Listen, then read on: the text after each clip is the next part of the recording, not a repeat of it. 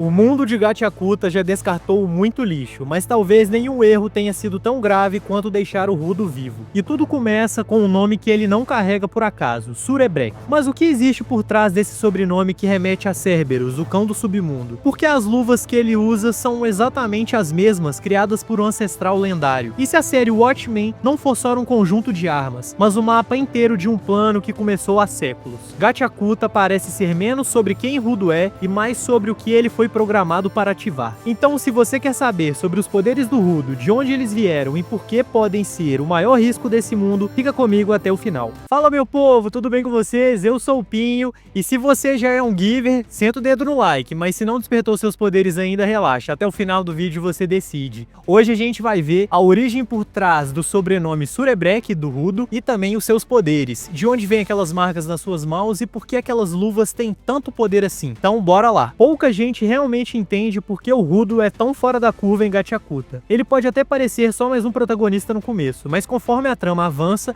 fica evidente que ele tá em outro patamar. Não é só o jeito que ele luta ou usa as luvas sinistras que carrega. É tudo ao redor dele que grita mistério. Desde o sobrenome Surebrek, que esconde referências diretas a Cerberus, até sua conexão com o lendário Kane Surebrek, o criador da série Watchmen. Um conjunto de equipamentos absurdamente poderosos. Para entender o Rudo, primeiro a gente precisa entender como funciona o mundo de Gachakuta. E é muito simples. Gachakuta é construído sobre um conceito de descarte. Tudo que é considerado fora dos padrões, inútil ou problemático, simplesmente é jogado no lixo. E claro que não são só objetos, eles também descartam qualquer pessoa que não agradem eles. E existe uma cidade flutuante que se chama Paraíso, é onde a nata da sociedade vive. E abaixo dela está uma área impura, uma área repleta de pobreza e abandono. E é lá onde o Rudo mora. É onde ele nasce, é onde ele cresce, é onde ele é tratado também como escória, inclusive pelos próprios moradores dessa outra cidade. Desde pequeno, Rudo aprendeu a sobreviver com o que o mundo descartava. Ele vasculhava os lixos da elite, não apenas por necessidade, mas com um olhar que poucos têm. Ele viu o valor no que os outros jogavam fora. E é essa visão que molda tanto a forma como ele luta, quanto sua personalidade. O garoto foi acolhido por Regto, uma figura paterna que deu a ele um par de luvas grandes para esconder as cicatrizes terríveis em seus braços. Marcas que vão dos dedos até os cotovelos, formadas por anéis concêntricos, como se algo tivesse queimado sua pele em padrões ritualísticos. Essas cicatrizes são resultados de abusos pesados que ele sofreu ainda criança, muito provavelmente dos próprios pais. Até hoje, ninguém sabe exatamente o que aconteceu, mas é provável que experimentos ou torturas estejam por trás disso. Rudo nunca tira as luvas, a não ser quando está com Regto, cuidando das feridas. A virada brutal na história acontece quando Regto morre, o pai adotivo do Rudo. Misteriosamente, tudo isso acontece e o Rudo ele é simplesmente acusado sem qualquer chance de defesa. Como consequência, o Rudo é jogado no abismo. Esse buraco sem fim é o destino de onde tudo aquilo que a sociedade despreza é jogado fora. A queda é uma sentença de morte, mas como a gente tá falando de um shonen, é obviamente que o Rudo ele não morre. E é ali onde a história realmente começa a acelerar. E como eu falei, o Rudo ele sobrevive, mas além disso ele mostra que não é um garoto qualquer. Por ter sobrevivido a uma queda quase impossível, ele acaba chamando a atenção de outras pessoas que moram na superfície. E é a partir desse momento que a obra começa a expandir os temas que ela aborda. Preconceito social, desigualdade sistêmica e principalmente a ideia de que aquilo que foi descartado tem algum valor. E o Rudo ele representa a resiliência, ele representa aquela forma de transformar tudo que antes não tinha valor em algo extremamente valioso, algo extremamente importante. Durante a queda, ele vê uma figura absurda, uma criatura colossal, humanoide com aparência esquelética e negra, encolhida como se estivesse sentada entre os mundos. Mais tarde, a gente descobre que essa criatura é chamada de Vigia, o famoso Watchman. Ele vive na fronteira entre o paraíso e a superfície, um espaço vazio nas nuvens onde ninguém deveria existir. A lenda diz que quase ninguém consegue cruzar esse território com vida. Quem tenta subir morre, quem cai também. O Watchman parece ser o guardião desse limbo. Ninguém sabe ao certo qual o seu propósito,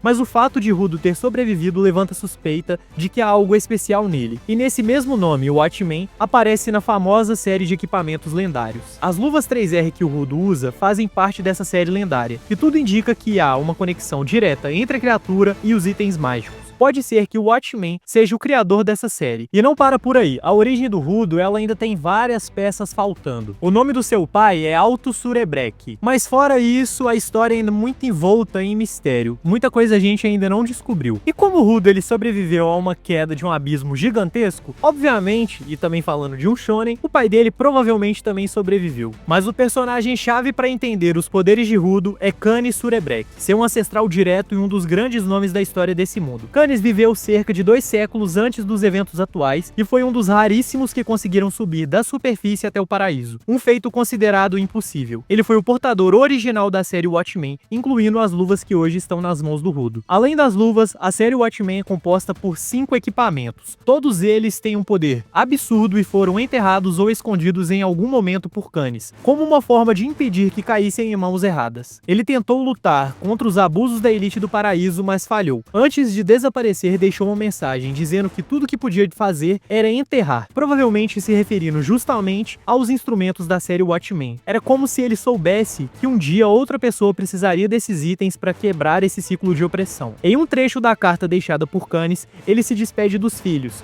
e diz que precisa partir para tentar libertar o mundo. Essa missão, mesmo sem escolha, acaba sendo passada para Rudo, que não só herda as luvas, mas também a responsabilidade de continuar esse plano, mesmo sem saber ao certo o que está fazendo no início. E existe uma teoria de que Canis Surebrek, um ancestral do Rudo, e o Watchmen, o Vigia, eles são a mesma pessoa. E faz sentido, porque Canis Surebrek é o dono original dos equipamentos que carregam esse nome. Ele se despede dizendo que vai se sacrificar para poder quebrar o sistema. E o Guardião da Fronteira tem exatamente o mesmo nome, de Watchmen, ou seja, Vigia. Talvez ele tenha se tornado essa criatura para poder proteger a superfície da influência tóxica do paraíso. E talvez seja por isso que o Rudo conseguiu passar pelo abismo, passar por esse limbo e conseguir sobreviver. Afinal, ele é seu descendente direto, né? Agora vamos falar do sistema de poder. Em Gachakuta, tudo gira em torno de uma força chamada pensamento. Essa energia nasce da ligação emocional entre uma pessoa e um objeto. Quanto mais forte essa conexão simbólica, mais energia esse item armazena com o tempo. Chega uma hora em que o objeto vira um instrumento vital, ganhando poderes únicos ligados diretamente ao usuário. E aí entram os Givers, as pessoas capazes de transformar esses objetos em armas. Em geral, cada Giver consegue criar apenas um instrumento vital ao longo da vida, geralmente um item que tem valor sentimental absurdo. Mas o Rudo é um ponto fora da curva, ele quebra completamente essa regra. Desde cedo, o Rudo ele consegue transformar qualquer objeto em uma arma, desde que ele tenha intenção, emoção e indignação suficiente para poder usar aquilo. E todo mundo ao redor até acha que o poder do Rudo é na verdade tocar em qualquer coisa e transformar qualquer coisa em uma arma. Mas na verdade é bem mais profundo, porque o poder do Rudo não tá em apenas tocar nos objetos e transformá-los em arma. Na verdade, tá muito mais no olhar do Rudo sobre aquele objeto e na forma como ele encontra valor nele. O Rudo ele consegue transformar esses objetos em arma porque ele tem uma certa conexão e uma certa facilidade e também uma forma de pensar por ter uma conexão muito grande com a ideia de utilizar e reutilizar aquelas coisas, aqueles objetos e principalmente o lixo. E também tem duas outras coisas muito envolvidas nisso tudo, que é sobrevivência e improviso. E o que canaliza tudo isso são justamente as luvas 3R, que aliás tem um nome bem sugestivo: reduzir, reutilizar e reciclar. Elas foram dadas inicialmente por Regito, mas depois reveladas como parte da série Watchmen. Elas acumulam uma quantidade absurda de energia de pensamento. E mais do que isso, elas permitem que o Rudo crie armas improvisadas com praticamente qualquer objeto que estiver por perto. Porém, existem limitações. Os itens usados se desintegram depois do uso, e eles só conseguem ativar até 3 objetos simultaneamente. Porém, mais pra frente ele desbloqueia uma técnica chamada concentração, que canaliza toda a sua energia em um único objeto, triplicando sua força, mas drenando completamente sua resistência. E tem uma outra coisa, esse número 3 levanta uma outra teoria em relação ao sobrenome Surebrek do Rudo. Afinal de contas, ele é o anagrama pro nome de Cerberus, que é aquela besta que protege o inferno. E além disso, o Rudo ele só pode ativar ao mesmo tempo o poder dele 3 vezes para 3 objetos ao mesmo tempo. Ou seja, tem toda uma relação. Pode ser coincidência, mas talvez não. Desde que desperta seus poderes, o Rudo mostra que criatividade e instinto são suas maiores armas. A primeira vez que ele usa as luvas 3R pra valer é durante o teste do Ending. Ali, ele transforma as próprias correntes que o prendiam em uma arma, mostrando que não é só capaz de se libertar, mas também de usar o que seria símbolo de opressão como uma ferramenta de resistência. Essa cena não só salva a pele dele, como marca o começo da sua trajetória como Giver. E a coisa só vai escalando. Contra Jabber, um vilão que usa veneno e ameaça seus aliados, dados, Rudo transforma o amuleto da sorte do Gris em uma espécie de escudo. O objeto vira um instrumento vital defensivo que desvia os ataques inimigos como se tivesse vida própria. Tudo isso impulsionado pela intenção clara do Rudo de proteger seu amigo. Tem também uma cena genial durante um ataque de bestas de lixo, criaturas deformadas que vivem na superfície. Numa situação de desespero, Rudo pega um pincel quebrado e o transforma em uma armadilha de espinhos. E é isso que torna o estilo dele tão imprevisível. O que seria descartável na mão de qualquer um, vira um recurso valioso com ele. Cara, e outro exemplo sensacional é quando ele pega um teclado no lixo e ele transforma esse teclado em uma arma. E aí ele começa a digitar no teclado e as teclas que ele digita começam a virar projéteis e atirar no inimigo. Em uma outra situação de perigo, Rudo ativa a técnica de concentração contra o Bundus, um inimigo extremamente poderoso. Ele transforma uma pistola de pregos em uma arma de grande porte, alimentada por sua raiva e vontade de proteger os outros. Ao longo da história, o Rudo vai testando os limites do seu poder com objetos completamente aleatórios. Ele transforma um pneu com espinhos numa arma improvisada, pega um desentupidor de privada e usa contra o inimigo. E o detalhe que fez a luta parar foi o fato do Zanka, seu oponente, achar que o desentupidor ainda estava sujo. Um pedaço voa na cara do Zanka e ele simplesmente desiste da luta. Em outro momento, o Rudo usa uma cerca quebrada que vira uma espécie de lança distorcida. A transformação não sai perfeita, já que ele não tinha experiência ainda. Ele também cria uma lâmina feita a partir de um esquadro, uma chaleira, uma boneca, cujos poderes nunca foram revelados porque tudo fazia parte de um teste, e até uma rede enorme. Uma das transformações mais marcantes foi um secador de cabelo que vira um canhão gigantesco. Ele pega o item mais comum possível, algo que ninguém imaginaria como arma, e transforma num instrumento de destruição. É a síntese do que ele representa: improviso, criatividade e o poder de enxergar valor naquilo onde ninguém mais vê. Mais pra frente, durante um combate em uma área extremamente poluída, ele transforma uma caixa aparentemente inútil numa cabeça de dragão gigante, que devora uma das bestas de lixo de elite. Mesmo num ambiente hostil, sem quase nenhum recurso, Rudo ainda consegue extrair poder do que está à sua disposição, e sempre com uma carga emocional forte por trás de cada escolha. Porque esse é o ponto central do Rudo. Cada transformação que ele causa é guiada pelo sentimento que ele está vivendo naquele momento, naquela luta. Pode ser medo, raiva, urgência, querer proteger alguém ou se proteger, e tudo isso vai moldando e alterando a forma daquele objeto e como ele vai ser usado. Ou seja, a gente volta na temática de Gachakuta e principalmente da história do Rudo. Ele dá significado e valor para qualquer coisa que é jogada fora. Mas se você acha que o Rudo já é pelão bastante só com essa criatividade, tem mais. Uma das revelações mais impactantes é que ele também tem a capacidade de despertar o poder adormecido em outras pessoas. E isso é algo que até então parecia impossível dentro das regras do mundo de Gachakuta. O exemplo mais claro é o Follow, um garoto que sempre carregou um objeto consigo, mas que nunca havia conseguido transformá-lo em nada. Com o incentivo do Rudo e, principalmente, pela fé que ele deposita no potencial do moleque, Follow finalmente desperta o seu próprio instrumento vital, um martelo gigante. O processo, que normalmente levaria anos de prática e autoconhecimento, acontece de forma quase imediata, e tudo indica que as luvas 3R tiveram um papel fundamental nisso. Elas parecem funcionar não só como canalizadores do poder do Rudo, mas também como um tipo de transmissor da energia do pensamento, como se o Rudo conseguisse emprestar um pouco da sua própria essência para ativar o vínculo com os outros objetos. Nenhum outro Giver na obra mostrou algo parecido, e isso coloca o Rudo num patamar ainda mais elevado, como alguém que não só se fortalece, mas também fortalece quem está ao redor. E é por isso que ele não é só um Giver poderoso, ele é muito mais um catalisador do que vai vir a acontecer. É alguém que transforma o mundo físico e emocionalmente. Enquanto a sociedade inteira descarta tudo e joga tudo no lixo, o Rudo ele faz muito ao contrário. Ele vai resgatando tudo isso, ele tem um amor gigantesco em consertar as coisas, em transformar elas, então ele dá muito valor a tudo isso, a todos esses objetos. Então ele troca toda a narrativa do que é útil e do que tem valor. Mas é claro, um poder assim, ele tem que ter várias consequências, e a gente vai saber todas elas agora. Conforme a história avança, começa a surgir um novo tipo de tensão. O Rudo parece carregar dentro de si algo além de energia de pensamento, algo mais sombrio, mais profundo e perigoso. Uma personagem chamada Semil observa uma imagem dele e demonstra uma preocupação séria. Ela afirma que há algo crescendo dentro do Rudo, uma força estranha que lembra uma maldição, algo que poderia destruir o mundo inteiro caso fosse liberado. Não se trata mais de habilidade ou técnica, é como se houvesse uma bomba relógio dentro dele, uma entidade adormecida ou um tipo de poder bruto que ninguém sabe como controlar. Essa revelação muda tudo. De repente, o herói carismático, criativo e cheio de esperança pode também ser o prenúncio de uma catástrofe. E aí entra um personagem que ganha muito peso, o Tansy. Ele é um vilão que é um dos poucos que sabe o que realmente o Rudo é. E o seu objetivo, na verdade, não é nem derrotar o Rudo, Rudo, mas sim libertar o que tá dentro dele. Ele quer que o Rudo quebre a sua casca, tudo aquilo que tá ali guardado. Em outras palavras, ele quer que o Rudo libere aquela besta que tem dentro dele e ele rompa com a sua forma humana. Assim ele vai liberar todo o poder oculto que tem ali dentro e na verdade é um poder que pode destruir o mundo inteiro. E é claro, é uma dualidade muito clássica no universo de um shonen, mas ela é muito bem executada. É aquele protagonista que ao mesmo tempo que ele salva, ele também traz um risco gigantesco pra todo mundo. E o mais doido é que a obra vem construindo tudo isso desde o início. De novo voltando naquele conceito de descartar tudo aquilo que é inútil. E talvez, muito provável que isso tenha acontecido, é que o próprio Rudo tenha sido descartado. E na verdade não porque ele era muito fraco, mas sim porque ele era extremamente perigoso. E isso deixa a gente com aquela dúvida incômoda. Será que o sistema o jogou fora para se proteger? Será que o Vigia da Fronteira, possivelmente ser um ancestral, não está ali só para impedir que pessoas subam, mas também para evitar que alguém como o Rudo caia e destrua tudo? E se for esse o caso, na verdade toda essa trajetória até aqui não é sobre aceitação, não é sobre superação, na verdade é sobre adiar o inevitável. Porque se esse algo que estiver crescendo dentro dele realmente for o que parece, a história de Gachakuta nem começou de verdade, e tomara que seja uma obra bem longa, viu? Essa ameaça que cresce dentro do Rudo é um ponto que a obra ainda deixa no ar, mas já existem pistas de que ela pode estar diretamente ligada à origem dos poderes dele e até o próprio funcionamento do mundo. A energia do pensamento, até então tratada como uma força emocional e simbólica, pode não ser o único tipo de energia nesse universo. Talvez existam outras camadas mais profundas, mais primitivas, ligadas à dor, rejeição, raiva acumulada. E o Rudo, sendo alguém moldado por traumas, por abandono e por um sistema que o considerou lixo desde o início, pode ter canalizado essa carga emocional a um ponto que nem mesmo os Givers mais experientes entendem. A maldição mencionada por Semil pode ser justamente isso, o resultado extremo de um vínculo emocional distorcido, onde o pensamento deixa de ser apenas força criativa e se torna instinto destrutivo. Se a gente olhar a trajetória do Rudo com esse filtro, pode fazer ainda mais sentido. Ele nunca teve um mestre, nunca passou por um treinamento formal, um treinamento de verdade, ele nunca foi acolhido por nenhuma estrutura de poder, e tudo que ele aprendeu até aqui vem de sobrevivência e de improviso. As luvas 3R foram o único guia que ele teve, foi o único legado que ele carregou e uma forma de resistência. E claro que também uma herança de dor e de fracasso. E talvez elas também sejam aquilo que pode conter ou libertar tudo aquilo que tá dentro do Rudo. E talvez elas também sejam a chave para poder libertar ou conter esse outro lado do Rudo que tá prestes a despertar. O fato dele ser o único capaz de usar mais de um instrumento vital, de despertar o poder dos outros, de sobreviver à queda, tudo isso aponta para algo maior. Ele é uma exceção viva a todas as regras estabelecidas. E quando o mundo inteiro foi construído sobre essas regras, uma exceção não é só um problema, é uma ameaça existencial. E não é à toa que os inimigos mais poderosos começaram a se mover. O Tunsi, ele quer acelerar o colapso, já que ele sabe que o Rudo é o catalisador disso, mas que também pode ser o estopim de tudo. E os Givers de elite, eles começaram a olhar com desconfiança com tudo que tá acontecendo. E ninguém sabe de que lado o Rudo vai ficar. Talvez nem ele mesmo saiba ainda. Porque, convenhamos, uma coisa é ele conseguir transformar os objetos com intenção, outra coisa é ele mesmo se transformar. E talvez a batalha final de Gachakuta não seja nem muito Rudo contra um inimigo, contra o vilão, mas principalmente contra ele mesmo. Contra tudo aquilo que foi enterrado e ninguém mais vê. Um tipo de força que não responde a comandos ou lógica, mas sim ao que há de mais instintivo dentro dele. No fim das contas, o que mais assusta no Rudo não é o que ele pode fazer com uma arma improvisada ou um secador de cabelo virando canhão. É o que ele representa, a possibilidade de quebrar o sistema não com discursos, mas com o caos. De provar que aquilo que foi descartado não só tem valor, mas tem poder suficiente para derrubar tudo. E talvez seja exatamente por isso que o mundo tentou jogá-lo fora antes que ele crescesse demais. Mas e aí, eu quero saber de você, o que você acha que vai vir nos próximos capítulos de Gachakuta? Será que o Rudo vai ter uma transformação? É uma coisa que eu espero, que eu acho que seria sensacional. Afinal, a gente tá falando de um shonen. O que seria de um shonen sem uma transformação? E aí, deixa aqui nos comentários, eu quero saber a sua opinião, quero saber o que você acha do que vai vir por aí. E se você acompanhou até aqui, já deixa o like pra fortalecer o canal, se inscreve e ativa o sininho aqui embaixo pra receber mais vídeos de Gachakuta que estão por vir. E muito obrigado e até o próximo vídeo.